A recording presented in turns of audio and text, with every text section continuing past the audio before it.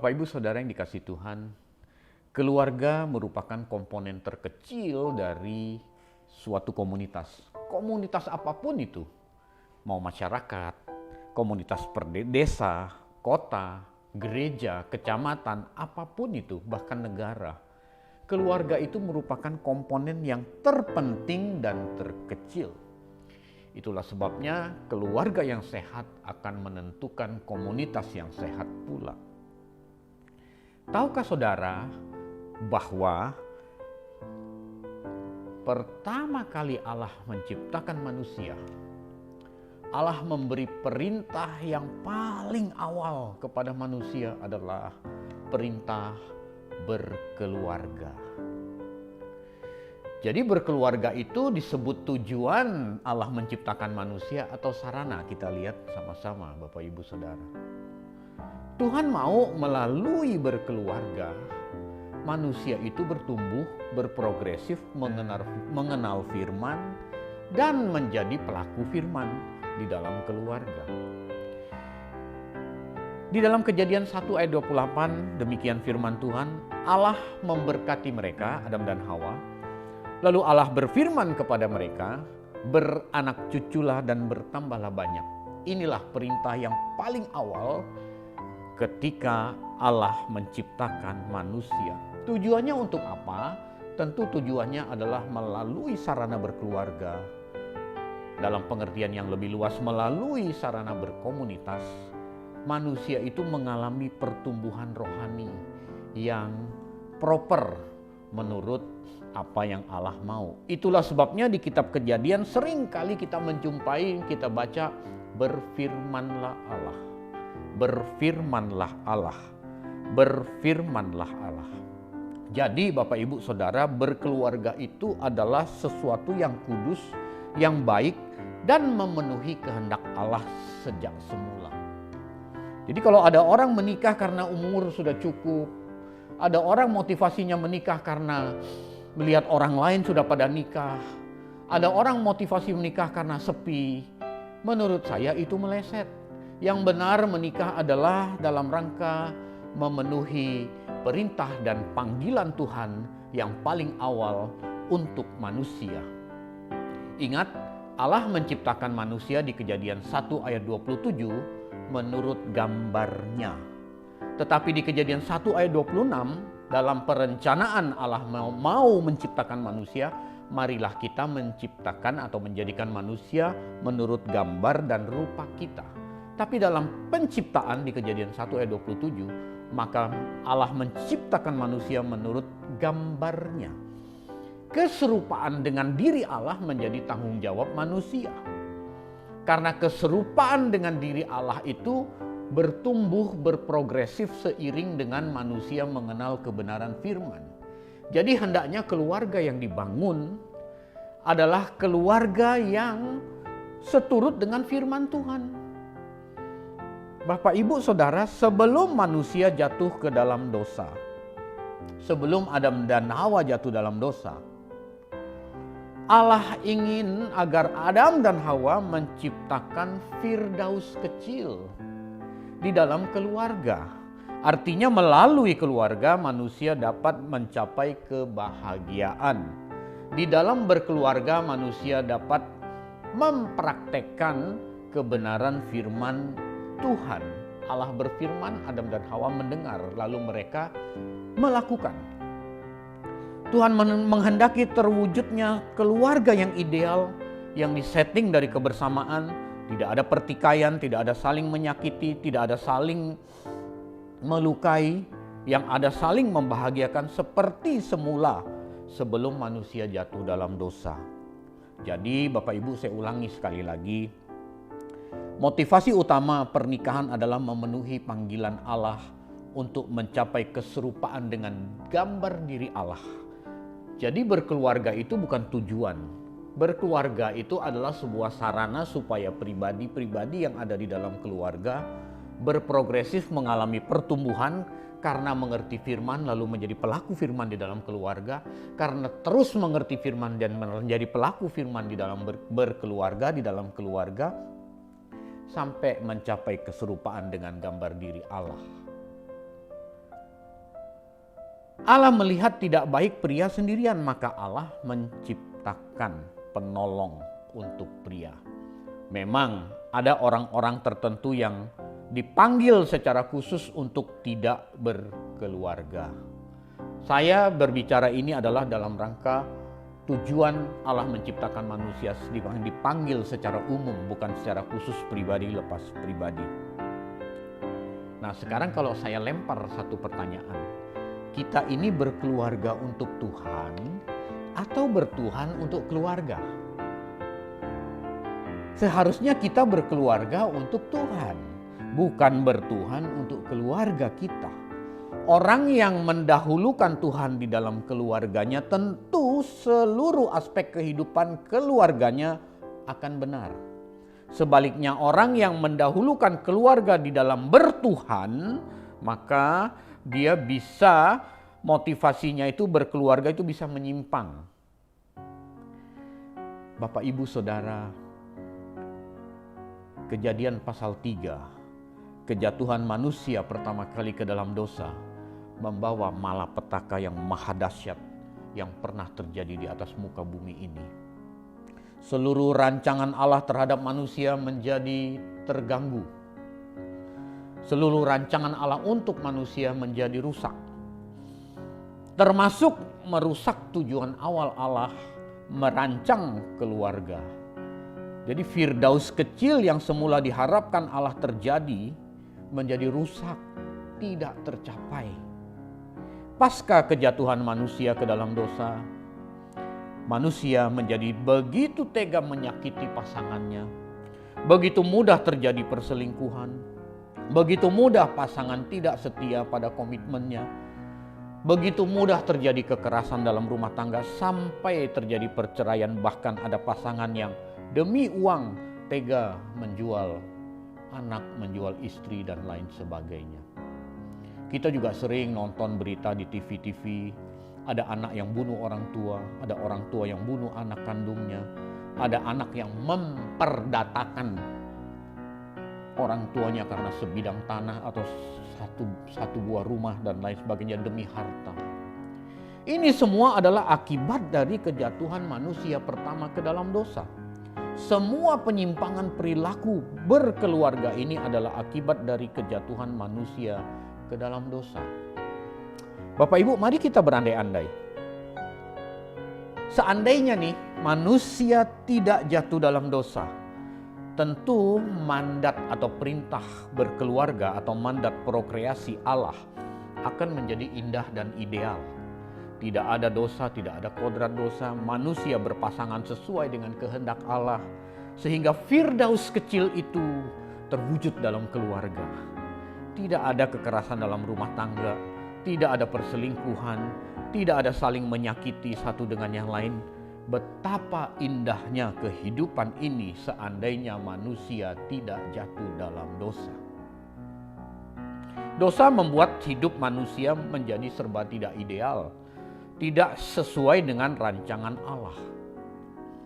Saya mau katakan Bapak Ibu Saudara, untunglah hidup manusia itu dibatasi oleh waktu. Untung kita hidup 70-80 tahun. Kepada sebagian Anda yang mungkin keliru menjalankan hidup berkeluarga, jangan menyesali hidupmu secara berlebihan karena hidup cuma 70-80 tahun. Kabar gembiranya, disingkatnya umur hidup kita, Tuhan memberi kesempatan dan kemungkinan kepada kita untuk memperbaiki kekeliruan itu. Jadi jangan berpikir karena hidup singkat lalu Anda tidak bertanggung jawab dengan keluargamu, Anda membiarkan masalah yang terjadi berlarut-larut, lalu Anda pelampiasan aktif di gereja cari Tuhan terus-menerus tapi keluarga terbengkalai. Saya berkata untung hidup 70-80 tahun itu bukan arahnya ke situ. Tetapi untunglah kita diberi kesempatan oleh Tuhan dalam singkatnya umur hidup kita. Kita bisa perbaiki, kita bisa improvement dalam keluarga yang bermasalah itu. Karena sudah ada panduannya. Apa? Kebenaran firman Tuhan. Jadi apapun, serusak apapun, sehebat apapun kejadian yang terjadi dalam rumah tangga kita, tidak mungkin tidak ada jalan keluar. Ingat, kita segera menyongsong kekekalan bersama Tuhan, tapi ini dibereskan dulu. Kita perbaiki dulu. Jadi sebelum menyongsong kekekalan, pahami maksud awal Tuhan memerintahkan manusia untuk berkeluarga. Berkeluarga itu untuk memenuhi panggilan Tuhan, supaya kita berprogresif, bertumbuh menjadi serupa dengan gambar diri Allah. Di dalam berkeluarga itu kita diberi bonus kebahagiaan bersama keluarga kita. Itulah sebabnya perintah Tuhan berkata, kasihi istrimu, hormati suamimu. Itu bukan dalam rangka kita memuaskan pasangan. Hai pria-pria, kasihi istrimu. Itu dalam rangka memenuhi panggilan Tuhan, memenuhi perintah Tuhan. Jadi kalau ada pria yang tidak bersedia mengasihi pasangan hidupnya, dia bukan kesel sama istrinya lalu dia balas dendam, harusnya tidak. Tetapi dia sedang tidak taat pada perintah Tuhan. Kalau ada istri yang tidak bersedia menghormati suami, dia tuh bukan sedang melampiaskan, Bapak nggak tahu sih Pak, suami saya kayak apa Pak, nggak layak dihormati Pak. Tapi Alkitab memberikan perintah, kasihi, hormati suamimu. Itu adalah ketika Anda melakukan ini, Anda sedang taat pada Tuhan dan memenuhi perintah Tuhan, bukan memuaskan hati pasanganmu. Bapak, Ibu, Saudara, pemulihan hubungan manusia dengan Allah yang dikerjakan oleh Tuhan Yesus 2000 tahun yang lalu di atas kayu salib juga hendak memulihkan gambar diri keluarga yang telah rusak karena dosa. Kita adalah orang-orang yang masuk dalam proyek keselamatan itu yang dikerjakan oleh Tuhan Yesus. Keselamatan itu dikembalikannya manusia kepada rancangan Allah semula, termasuk tujuan berkeluarga, berkomunitas. Jadi bagi kita yang sudah dipulihkan, bagi kita orang Kristen, bagi kita orang percaya, kita itu sedang dikembalikan ke rancangan Tuhan semula. Tuhan mau Firdaus kecil dalam rumah tangga kita tercipta seperti tujuan awal Adam dan Hawa diciptakan. Dosa merusak, tapi Tuhan Yesus sudah datang. Tuhan pulihkan keadaan itu. Dan kita punya kesempatan yang luar biasa untuk memulihkan maksud dari berkeluarga, berkomunitas ini. Panduannya Alkitab. Tuntunannya Roh Kudus. Itu harus kita optimalkan. Semua daya upaya itu harus kita optimalkan. Supaya apa? Nanti sampai di kekekalan abadi kita menjadi serupa dengan gambar diri Allah. Melalui berkeluarga. Salah satunya tentu ada melalui hal yang lain. Tapi dalam konteks ini kita sedang membahas melalui berkeluarga. Bapak, Ibu, Saudara, peran seorang ayah itu menjadi sangat sentral dan menjadi sangat penting. Walaupun peran ibu juga penting, peran istri juga penting. Kepala keluarga yang bertobat itu akan membawa dampak yang hebat kepada seluruh isi keluarga. Kita ingat di kisah Rasul 16 ayat 24 sampai 31. Di situ seorang penjaga penjara, dia ketakutan, dia mau bunuh diri karena ketika dia bangun, dia ketiduran. Ketika dia bangun, dia melihat penjara udah terbuka dan tahanan sudah tidak ada di situ. Dia takut sekali. Lalu dia berniat membunuh diri. Namun Paulus berkata, jangan takut. Percayalah kepada Allah, maka engkau dan seisi rumahmu akan diselamatkan. Ini memberikan indikasi bahwa kepala keluarga sebagai memegang peranan yang sangat penting. Ketika kepala keluarga bertobat, maka besar kemungkinan seluruh isi rumah akan bertobat. Saya ketemu dengan teman. Saya tanya sama istrinya, gereja mana sekarang? Dia tunjuk suaminya. Ikut suami. Suami kalau nggak ke gereja, keluarga juga besar kemungkinan bisa ikut. Jadi kepala keluarga itu pegang peranan penting, Bapak, Ibu, Saudara. Jika kepala keluarga benar, maka seisi rumah kemungkinan besar akan benar, walaupun ini tidak mutlak. Anak yang menjadi perokok, coba tanya, pertama kali dia lihat siapa merokok? Kalau ayahnya merokok, dia pasti lihat ayahnya. Dia lihat ayahnya, kenapa merokok ini kayak nikmat gitu. Suatu hari ayahnya lengah, Dia bisa ambil rokok, dia coba menikmati rokok. Tapi seorang ayah yang tidak merokok, anaknya tidak lihat, nggak ada contoh. Anda pernah nonton film laga, film Hongkong nggak? Film laga, film Hongkong itu ya, kalau digambarkan seorang pria itu mafia, jual narkoba, melakukan bisnis haram dan lain sebagainya, dia nggak mau anaknya tahu. Jadi dia pulang ke rumah malam-malam, dia bilang kepada anaknya, dia pulang ke rumah, dia tidak mau anaknya tahu. Bahkan ada film yang saya nonton, dia ditangkap polisi pun dia nggak mau anaknya lihat. Mengapa? Karena biasanya anak itu akan meniru orang tua. Itulah sebabnya kalau kepala keluarga bertobat, kepala keluarga benar, ini membawa dampak yang hebat dalam keluarga. Itulah sebabnya para ayah, saya ingatkan bahwa termasuk para ibu juga, peran yang sangat penting yang kita pegang adalah kita memberikan teladan kepada seisi rumah.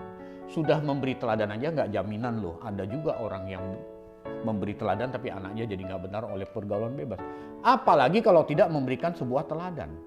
Nah Bapak Ibu Saudara, kita harus kembali tahu bahwa tujuan utama Tuhan menciptakan manusia, Tuhan ingin manusia mencapai keserupaan dengan gambar diri Tuhan sendiri. Melalui salah satunya sarana berkeluarga. Jadi berkeluarga itu adalah dalam rangka memenuhi panggilan Tuhan. Bukan karena umur sudah cukup, bukan karena lihat orang sudah punya anak kita pingin, bukan karena dijodohin orang tua, harusnya tidak seperti itu. Maka prosedur pernikahan yang benar adalah pemberkatan dulu baru beranak cucu. Kejadian 1:28 saya baca ulang deh. Allah memberkati mereka, lalu Allah berfirman kepada mereka, beranak cuculah dan bertambahlah banyak. Jadi ingat, jangan beranak cucu dulu baru udah hamil baru ke gereja minta diberkati. Itu prosedur yang terbalik. Prosedur yang benar yang Allah kehendaki sejak semula adalah diberkati oleh Allah dulu baru memenuhi perintah Tuhan berkomunitas berkeluarga. Di situ mandat prokreasi, mandat beranak cucu. Bapak Ibu Saudara, kiranya melalui renungan singkat ini kita disadarkan kembali bahwa tujuan utama berkeluarga adalah untuk menjadi serupa dengan gambar diri Allah. Warnai keluargamu dengan kebenaran firman Tuhan, dengan tuntunan kebenaran firman Tuhan. Maka engkau akan menciptakan firdaus kecil dalam keluargamu. Amin.